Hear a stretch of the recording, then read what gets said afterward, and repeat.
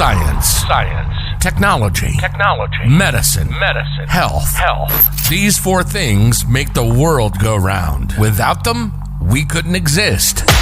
This is the Monday Science Podcast, a weekly show bringing you the latest research and news in science, technology, medicine, and health, answering your questions or finding experts in the field to answer them. Your host is a pharmacist, an award-winning scientist. She leads her own research group and is the founder of King's College London Fight the Fakes.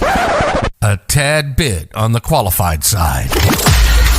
Welcome to Monday Science. Here's your host, Dr. Bahijja Abraham.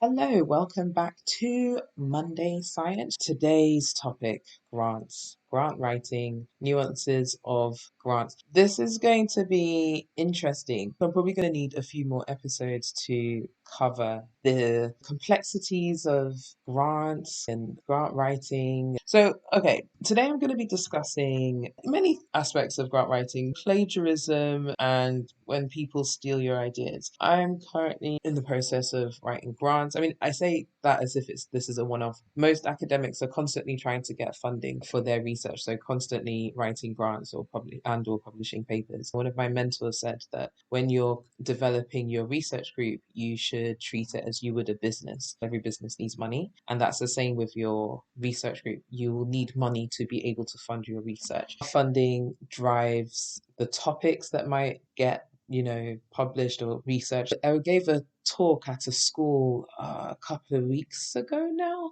What month are we in? March. The teacher asked my thoughts on money allocation to grants. Scratch that. Money allocation to research and what types of research gets funding. And I used the example that we are still in a pandemic. COVID has not been declared as being over. And yet, the pandemic started, there appeared to be this frantic, we don't know much about this, we don't know much about that. But, doing some research, there have been people who had been researching all aspects of pandemics, what to do in a pandemic, from a sort of how you would look at hospitalizations and how you would manage hospital departments in the case of a pandemic. I can't remember the name of this researcher, it's on the tip of my tongue, but this guy who'd looked at the psychology of pandemics, how people would cope, how do you try and support people in disaster settings, which is what a pandemic would be classed as. On Monday Science, we even had one of our guests, Professor Olivier Rubin, who is a social scientist, conducts research in social science, and his research expertise had been in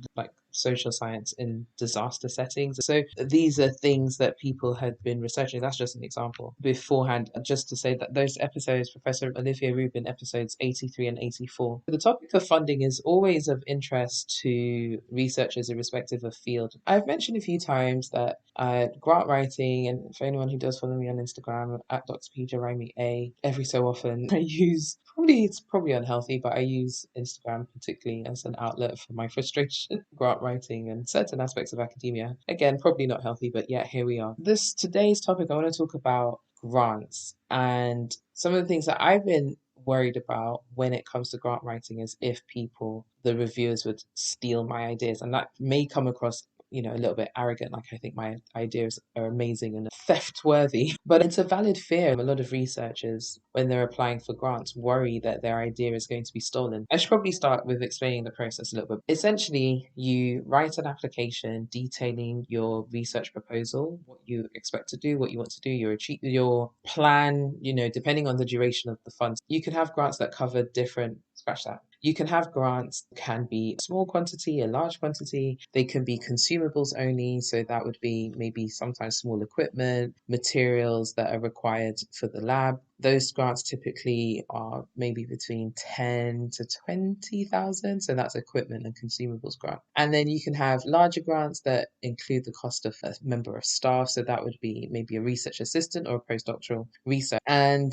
in all those cases, whatever grant you apply for, you put in the application, blah, blah, blah. And each funder would ask you to fill in different sections. But essentially the general format will be the title of the grant, so the project title, a lay or executive summary, your background, or not the researcher's background, but the topic background. I'll come on to the researcher background. The topic background, coupled with any preliminary data to support the work, to support the project, to show maybe some pilot data that's been conducted, and then a detailed work plan and sometimes a Gantt. I was about to have a little chuckle. I remember when I wrote my first big grant during my postdoc, and I apparently had a skill for putting together a Gantt chart. I was like, thanks. To be honest, I'm actually proud of that. My Gantt charts are quite good, if I do say so myself. That's the general format with a grant. And then some grants, so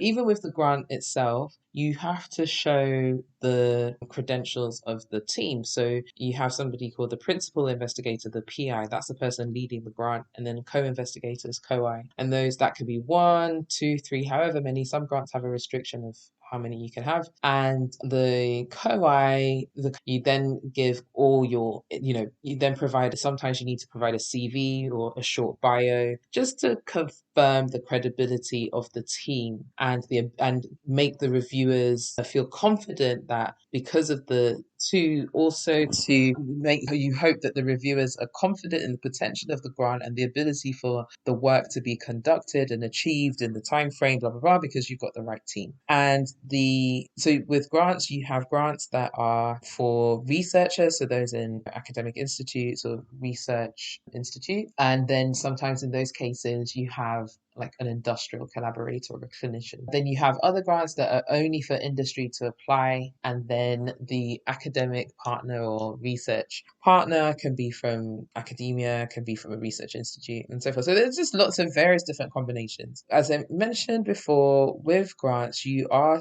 meant to put, all the information about the project, and nobody signs an NDA. I'm just realizing nobody signs an NDA. Well, I'm making that a blanket statement, but that's a non-disclosure agreement. NDAs aren't signed by reviewers, from my understanding. I've reviewed a few grants, but NDAs are the norm to be signed when you're reviewing a grant. But in addition to that, there is this assumption of research integrity, that whoever's reviewing your grant review it on face value, but are not going to use the ideas presented in the grant or try to prevent the grant from being funded in order for the reviewer, to use the idea or something to get another grant or publish off the back of this grant that they reviewed. But that's all said and done, but it does happen. There are lots of cases of people who have applied for grants, they didn't get it, and then 2-3 months down the line somebody publishes a paper and it's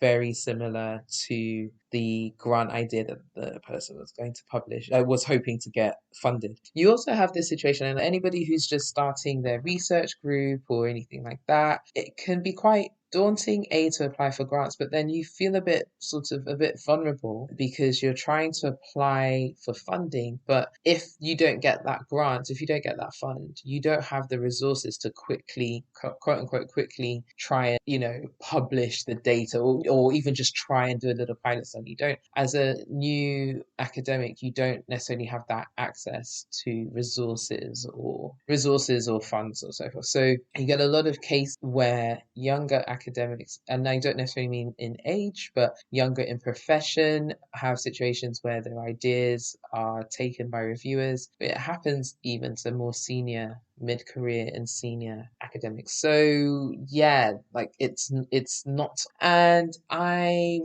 follow quite a few Twitter accounts. I feel like on social media at the moment, I've been in stealth mode. Again, apologies. I'm making a bit of a, dare I say, an arrogant assumption that people that are listening follow me on social media. It's okay if you don't, but I'm currently going for a bit of a hiatus. But I am there in stealth mode, actually, just looking around. But on Twitter, I follow a couple of academic accounts, Open Academics and Academic Chatter. And somebody a little while ago was talking about, made a tweet. along the lines of, oh, isn't it great when you submit your grant, it gets rejected, and then 4 months later you see your grant idea published in whatever of a journal, and they actually were confident enough to put a link to the journal where the journal, which was really interesting. And this sparks a conversation. I use this as a conversation starter with some people I knew, and we discussed this, and it was very interesting to see the experiences people had. And yeah, it's very sad, and it can be really anxiety inducing because you don't know how much of your idea you should put in. And I did have a scenario where I had applied for funding with one of my collaborators, and we got through to the second stage of the grant. But it was interesting because we were really nervous to put in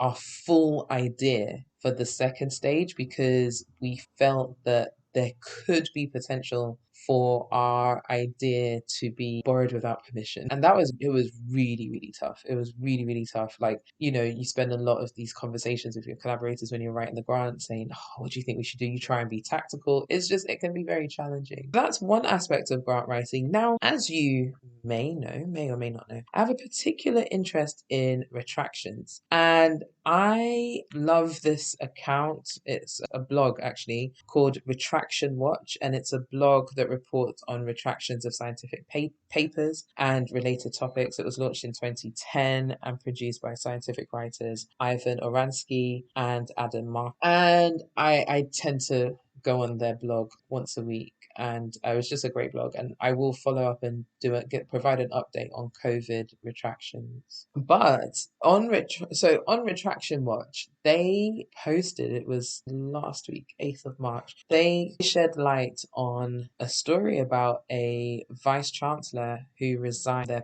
their post after admitting to plagiarism. And when I looked into it a bit further, it was plagiarism in a grant, which I found interesting because you hear so much about it. I should say this example is America based, and similar UK or other parts of the world, plagiarism flagging hasn't been brought to my attention. So that was a bit weird. So I'll just explain a little bit what a retraction is, but this is in the context of publications, and I'm still needing to understand how retractions work in the case of grants, but I'll just give you an example. So essentially I've mentioned already with publications, and it is similar to grants, everything is what we call peer reviewed. So this is where somebody in the field, an expert in the field will review the grant in this case, or the paper. It's critiqued. In the case of a publication, it's either the paper's accepted as it is, accepted with or rejected outright. So the person they can resubmit, but they can't provide a rebuttal, or you have major or minor corrections required, where you sort of put together a rebuttal for the publication reviewers. In the case of grants, it depends again on the funding body, but the peer reviewing is still the same. But in the case of grants, if successful, if the reviewers like the grant, if successful, then you then go on to get funded. And then once you get a grant, there is usually some level of auditing or reporting process. So that can be either, let's say if it's a 1-year grant, you provide a report after the 1 year and maybe something a few months afterwards. Or if it's like a 2-3 year grant with quite a large amount of money, there is likely to be regular reporting required. In the UK, we use this system called Research Fish, but I know in other parts of the world there are other administrative structures. But essentially, again, as I keep saying, it's still a peer-reviewed process. However, the difference between grants and publication is that once you publish, the paper is out there, people can read it, pick it up, blah, blah. So there is a post-peer review process that occurs, which is people reading the paper, people commenting on the paper, and still having the opportunity to provide feedback and some form of critique. And there's a platform called PubPeer, and PubPeer it's a website, and it allows people to discuss and review scientific research after publication. So it's like a post-publication peer review process. I didn't know anything about this until finding out about some research integrity stuff, and one of my colleagues was like, oh, you always have to hope that your name is never in PubPeer. And I was like, what is PubPeer? I have to say, PubPeer, as scary as this all sounds, it is actually quite good to have this post-publication peer review process. And I do go on PubPeer. In my research group, we do a monthly or every 2 weeks. So I know sometimes when I say things, it's as if I don't know. I do know. I can't remember off the top of my head. We have a regular journal club, and one of our criteria that I suggest is to check if the paper has any comments on pub, anything like that. And it's quite interesting to see the comments. Sometimes people will say, "Oh, I don't think, could you explain this date?" Not, yeah, like, or this image. It's usually about images. Oh, I've noticed this image, didn't have error bars, blah, blah, blah. And then the authors can reply back. In some cases where it looks, the research integrity, there's been a compromise in integrity. In some occasions, the editors actually get involved, and then the papers end up being taken down. Now, that's the publication process. With grants, you don't have the same thing. Once you apply for your grant, once you get the funding, nobody looks at the grant after, because nobody looks at the grant after the funding has been awarded. What people do look at though is the outputs. So you get your funding. What are the outputs from that grant, and how does that tally with what was expected? And also, even with the reporting, it's not, the reporting isn't always, oh, you haven't followed verbatim what you said you were going to do in the grant. Sometimes it's just to say, okay, how are you getting on? What have been the hurdles? How have you accounted for those hurdles, and what's the plan moving forward? So that's the general, just trying to compare papers, publications, and grants. Now, as I keep saying, whereas with publications, there still can be that post-publication review process. With grants, it's not the same. So I was very intrigued when I saw this post on Retraction Watch. I'm going to put the link in the episode. And this said, UNC Chapel Hill Vice Chancellor resigns post after admitting to plagiarism. I was interested in this because I've been to UNC Chapel Hill. I've been to University of North Carolina. So I was like, what is this? It's very interesting. So apparently the Vice Chancellor for Research at the University of North Carolina at Chapel Hill's medical school has resigned from their post. That was 2 days after the US, so United States Office of Research and Integrity, said that he had admitted to plagiarizing in text in a grant application. And the grant application was to the NIH, so that's the National Institutes of Health. And this institute is part of the US's Department of Health and Human Services. It's the nation's medical research agency, so it's very important in that sense. The US Office of Research Integrity, that's an agency that oversees institutional investigations into misconduct in research funded by the NIH. Okay, and it also has some element of focus on the education programs. So this individual has admitted to plagiarism, but in a grant application. Fascinating to me. So I delved a little bit further, and I went onto the US Office of Research Integrities, and they said that, so according to them, they said that this individual engaged in research misconduct for intentionally, knowingly, or recklessly plagiarizing text from 3 online articles and 1 published paper. Plagiarism is the practice, I guess you could say practice, where somebody takes somebody else's work or ideas and passes them off as right. So that's what plagiarism is. Now, if we bring it back to this context, so in the US Office of Research Integrity, I've read it, so you don't have to, I'll summarize. But essentially, if they're saying that there is intentional, knowingly, or reckless plagiarizing from 3 online sources and 1 published paper, I find that fascinating, because essentially what I've gathered from this is this individual tried to say that the work from these reference sources was theirs.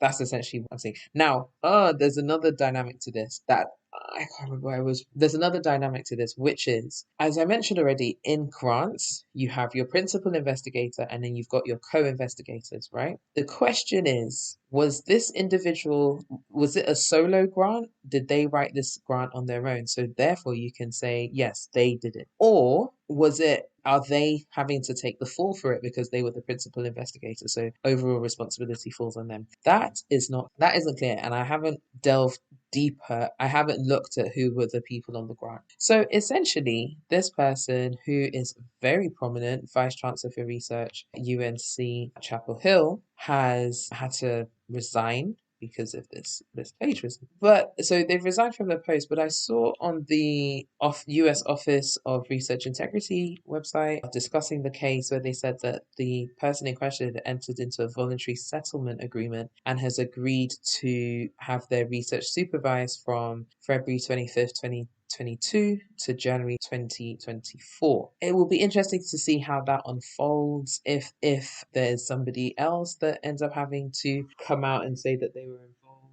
These are one of the challenges when you end up leading your own team, that the reality is that things start and end with. So if there is any level of research misconduct, if you're the overall person in charge, then yeah, you may have to sort of take that overall responsibility. I really would like to delve into this topic, but let me know if you have any questions. Let me know your thoughts on this. And if anybody listening has had any experiences where their work has been plagiarized, please do get in touch. You can get in touch via email, info@mondaysciencepodcast.com, via our social media, Instagram @MondayScience, Twitter @MondayScience_, and LinkedIn as well. So yeah, feel free to get in touch. But it's a very interesting topic, and I feel we're going to hear more about this. I'm going to follow up in a couple of weeks. I will be following up with some more retraction updates. As you know, it's one of my favorite topics, but I think there's also an element of fear. I hope never to have something of my work, any bit of my work retracted or anything like that. That's like such a fear. But I think it's important to look and see where people are having to have their work called back and things like that, because all we can do is learn. And I hope that we can get to a point where, okay, yes, things are highlighted, but there doesn't need to be a witch hunt about it. There can just be a supportive, like, okay, this person's messed up, but let's support you in getting back on track. So yeah, so just a reminder before I finish that next week, the next 2 episodes are going to be my review on the Disney Plus series, which details the Dropout is a series which details the rise and fall of the now defunct company Theranos, and it's very interesting, very exciting. I've been watching so far, and next week's episode I'm going to be giving my thoughts and review on episodes 1 to 5, and then giving my final thoughts on the final episode on the 28th of March, episode 6. But you can catch up. All episodes are released on Thursdays. They had their first episode they had 3 episodes released in one day, so there's quite a lot to catch up. But I'm really looking forward to having that discussion with you guys, and also seeing if we're all thinking along the same lines. But also, even if we're not, it's interesting to get people's thoughts on one topic. So yeah, so the next couple of episodes are going to be a review on The Dropout, which is available on Disney Plus Thursdays. New episodes released on Thursdays. You've been listening to the Monday Science Podcast, a weekly show bringing you the latest research and news in science, technology, medicine, and health. We hope you've gotten some useful and thought-provoking info from the show, and we hope you had fun along the way.